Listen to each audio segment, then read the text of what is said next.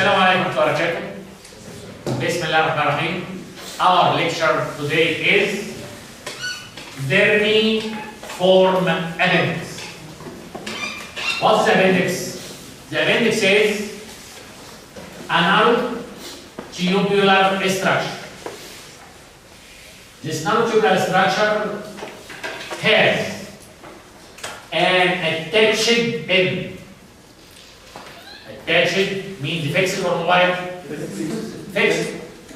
Attached fixed end, open end, the posteromedial aspect of cecum. Where is the cecum? Below this. 1 centimeter below iliocecal junction and the iliocecal junction. This attached end is called the base of the appendix. The appendix has a free end. This free end is called the tip of the appendix. Therefore, the appendix is a narrow tubular structure which has attached fixed base open in the posteromedial aspect of cecum, 1 cm below the iliocecal junction and the iliocecal junction. It has also a free mobile end called the tip of the appendix. The appendix is a narrow, very narrow tube. This tube, what's the length of this tube? 4 centimeters. The length of this tube is ranging from 2 centimeters to 20 centimeters. From 2 to 20. Variation in anatomy from one to the other. What's the position of the appendix?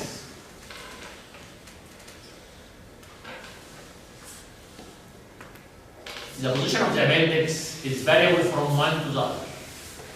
About 70 to 75% of population. The appendix lies behind the cecum.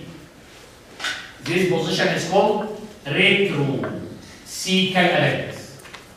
Therefore, the retrocecal cannot be seen from the front. You put your hand during operation to bring it out and you see the appendix. It is retrocecal, hidden posterior. In most population, about 70 to 75%. Less common, 10 to 20%. The appendix pointed down. Point down. Since it is pointed down, it is directed to the pelvis. And this position is called pelvic appendix. Rarely, the appendix may pass in front of terminal ileum. If pass in front of terminal ileum, it's called the pre-ileal appendix. Rarely, the appendix may pass behind the terminal ileum and called the retro or post-ileal appendix. Rarely, very rarely, the appendix may pass beside the cecum, called paracecal or subcecal appendix. Very rare. The appendix in all these conditions. In what region of my anatomy? Normally the cecum and the appendix in the right iliac fossa. This is normal. In biologically, there is a congenital anomaly. Normal in biology of cecum, the cecum is formed first in the right hypochondrium. Then the cecum descends down to the right iliac fossa If there is congenital anomaly and there is failure of descent of cecum, I leave with the cecum in the right hypochondrium and the appendix where? Below the liver, in the right hypochondrium. This congenital anomaly is called subhepatic appendix. And if appendicitis occur, diagnosis is impossible. Why? The patient has pain, tenderness, rigidity, all signs in the right hypochondrium. For sure the diagnosis will be cholecystitis. No one think about the very, very rare congenital anomaly, which is subhepatic appendicitis. Okay?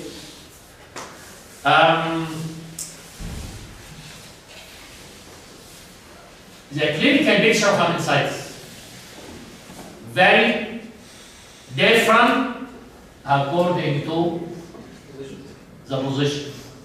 The first diagnosis of appendicitis is very different. Why? The commonest appendix is retrocecal appendix. Related to what's the relation of retrocecal appendix? The posterior abdominal wall. Okay. What's the posterior abdominal wall? Right. Psoas major muscle. Irritation of right psoas major muscle. Irritation of any muscle leading to spasm of the muscle. Spasm of psoas major. Normally contraction of psoas major producing what? Flexion of the hip.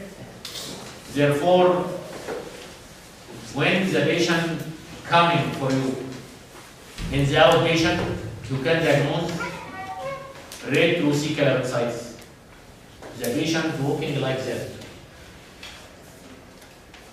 Hold his hand in the right plexus, means that there is pain in the right plexus. And why it's flexed like that? Is spasm of right psoas major muscle. Therefore, any acute abdomen with flexion of psoas major may suggest retrocecal appendicitis. On the right psoas major, and may be relation to the retrocecal, is the right urethra. Appendicitis may irritate the right urethra, leading to urinary symptoms. Pain in the right iliac fossa and urinary symptoms will be diagnosed as ureteric colic. It is not a ureteric colic, it's just irritation by retrocecal appendicitis. Tenderness of retrocecal appendicitis is here.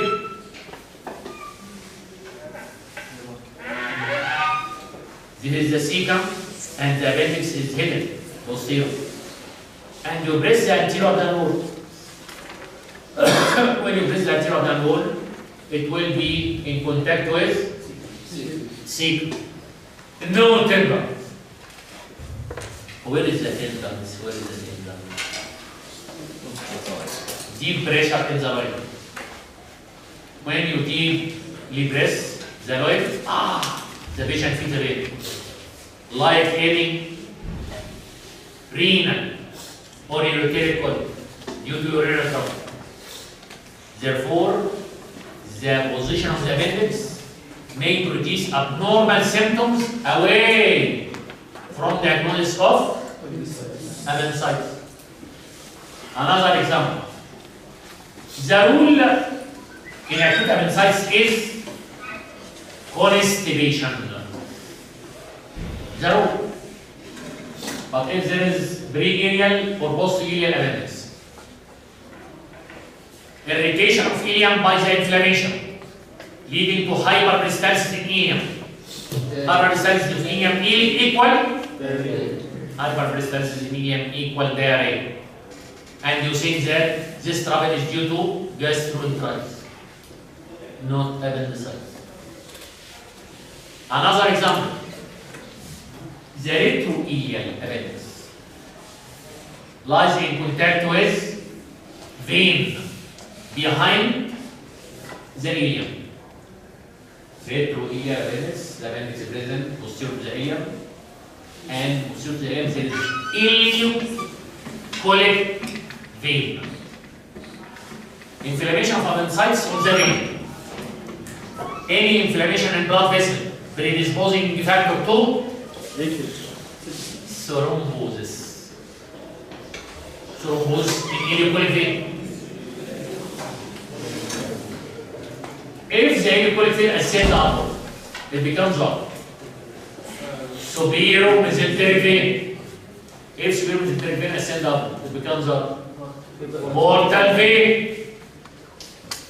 The portal circulation has no valve. If there is thrombosis in ileocolic vein, ascend upward, superior mesenteric vein thrombosis, ascend upward, portal vein thrombosis, and when the thrombus, during the enlargement of the thrombus, it will then shower of septic emboli. Showers of septic emboli to the liver. What's called septic emboli? Bulimia. In the portal vein, therefore it's called portal bulimia. All septic emboli goes where? Liver. With severe inflammation in many food, focus in the liver, producing jaundice and later on portal hypertension due to portal vein thrombosis. This question is very common in surgery and never to students to complete on this. The examiner asks you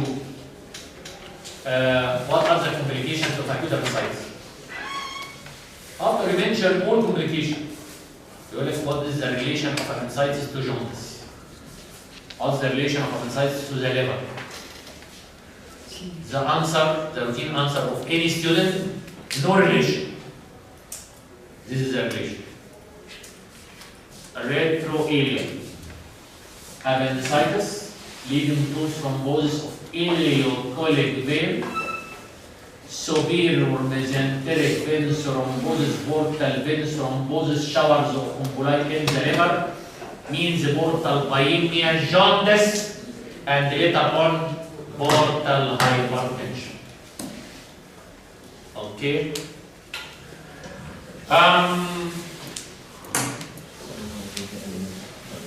The appendix has a triangular fold of peritoneum.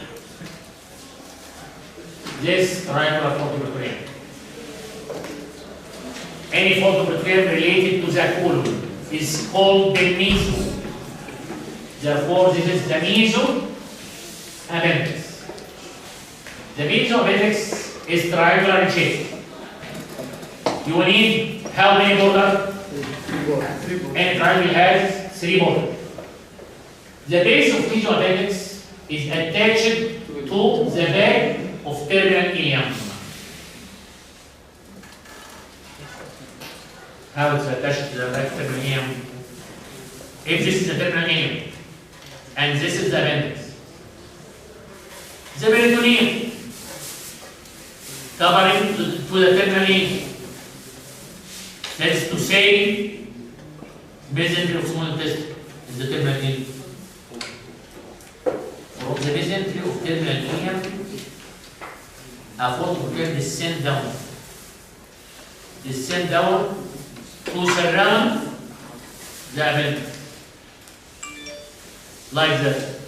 Therefore, the attachment of the mesoappendix is posterior to the terminal ileum, and the mesoappendix has 3 borders. Right 3 border containing what? The appendix. And the left 3 border containing what? Appendicular vessel. Appendicular vessel. Appendicular artery and vein. Anyone of you remember What is the source of appendicular artery? Branch from ileocholic artery, and the vein drain into ileocholic vein. In appendicitis, the inflammation is very close to the blood supply. Therefore, appendicitis may produce infection, inflammation in the appendicular vessel, leading to the appendicular vessels are the only blood supply to the appendix. No alternative. Therefore, inflammation and thrombosis for appendicular vessels leading to gangrene and perforation of the appendix. The leaking material where? In the generalized peritoneal cavity, leading to acute fatal peritonitis. Therefore, we all hear that my friend with me yesterday died. And how it died? The famous story. Acute appendicitis, perforation, septic peritonitis, death within hours. Therefore, this is the difference between appendicitis and cholecystitis. If one asks you what's more dangerous, appendicitis or cholecystitis, the only arterial supply to the appendix is appendicular vessels. Thrombosis, gangrene, perforation, fatal peritonitis. Appendicitis is more dangerous because the gallbladder has double arterial supply. Cystic artery and the many arteries from the gallbladder bed from the left. The arterial supply, of course, is the appendicular artery from ileocholic artery, and the venous term is appendicular vein to ileocholic vein. What's the lymphatic drainage of the appendix? The submucosa of the appendix is very rich in lymphoid follicles. The submucosa of the appendix very rich in lymphoid follicles. Therefore, the appendix is called the tonsil of the abdomen. What is this lymphoid follicle? Immune system. Therefore, any bacteria in this region may be carried by lymphatic to these lymphoid follicles. And if the bacteria is highly virulent, it will produce disseminated infection in the wall of the appendix, leading to acute appendicitis. Acute appendicitis is very, very common, and the commonest cause for acute appendicitis. Why? Two factors. The first factor is submucosa rich in lymphoid follicles. Therefore, bacteria continuously here, source of infection. If highly virulent bacteria, dissemination of infection, acute appendicitis. The most important, more than the brain, more than the lymphoid follicle, is the narrow lumen of the appendix. The lumen of the appendix may be obstructed by any foreign body. زي بذر الجواف مثلا. بذر الجواف obstruction. As you know in the pathology, obstruction is stasis leading to infection, acute appendicitis.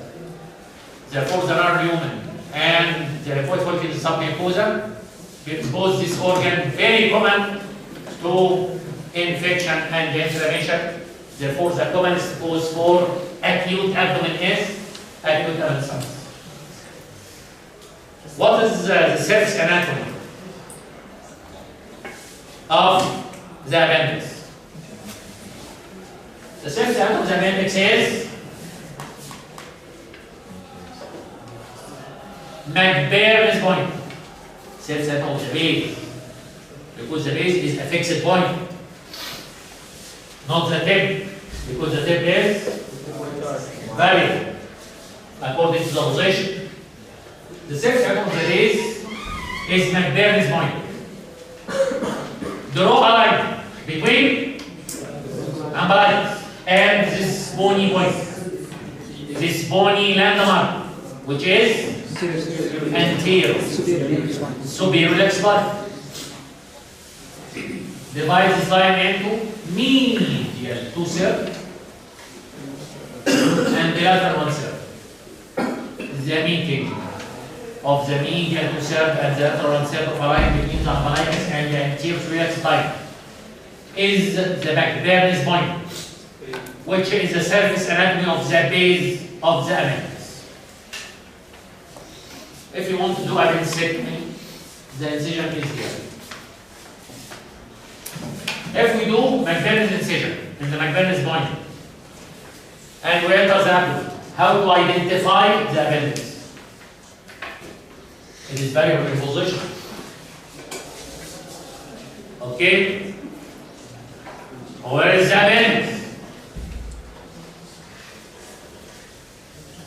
Follow this muscle, which is follow the tinea coli. The 3 tinea coli meet at the base of the appendix. Therefore, at operation, identification of the appendix by the point of meeting between the 3 tinea coli. Okay?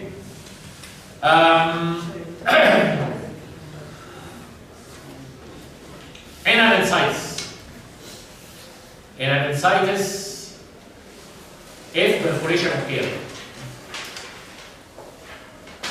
the leaking material usually pass to one of the following peritoneal spaces. Where? According to the position of the patient. If the patient is standing or sitting, the leaking material will be down to rectovesical pouch leading to pelvic abscess. Abscess in the rectovesical or rectovaginal pouch in the pelvis called the pelvic abscess. If the patient lying flat, supine, the leaking material passing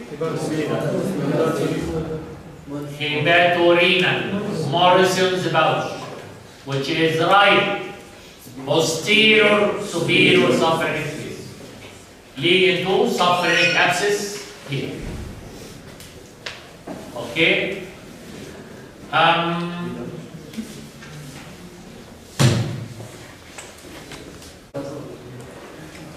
Finally, if there is appendicitis, what is the nerve supply of the visceral peritoneum covering the appendix? The visceral peritoneum covering the appendix is supplied by autonomic nerve supply. Autonomic nerve supply coming from T10 segment of the spinal cord. Like what? The skin around the umbilicus. If appendicitis occurs, congestion, edema, inflammation, leading to swelling of the appendix and stretch of the visceral peritoneum, leading to visceral pain. Therefore, in any appendicitis, there is visceral pain all over the abdomen, especially around the umbilicus. Then the stretch of visceral peritoneum, which is supplied by T10 segment, like the umbilicus. But after that, when the inflammation in the mucosa, submucosa, muscle layer, and finally the inflammation reaches to the visceral peritoneum. When the inflammation reaches the visceral peritoneum, the inflammation may irritate the peritoneum lining the anterior abdominal wall, which is called parietal peritoneum. The parietal peritoneum is supplied by somatic nerve, leading to somatic pain, which is characterized by localized pain. The patient, when the inflammation reaches the parietal peritoneum, tell you that the pain becomes localized there, the right iliac fossa. Therefore, in appendicitis, early pain due to stretch of visceral peritoneum, we generalize that to pain especially around the thighs. But after a few hours, the patient tell you that the pain is relieved. All over that and becomes localized in the right iliac fossa. And this advanced stage of inflammation will reach the parietal peritoneum and irritate the parietal peritoneum, leading to localized pain at the site of inflammation, which is right iliac fossa. This is called appendicular pain.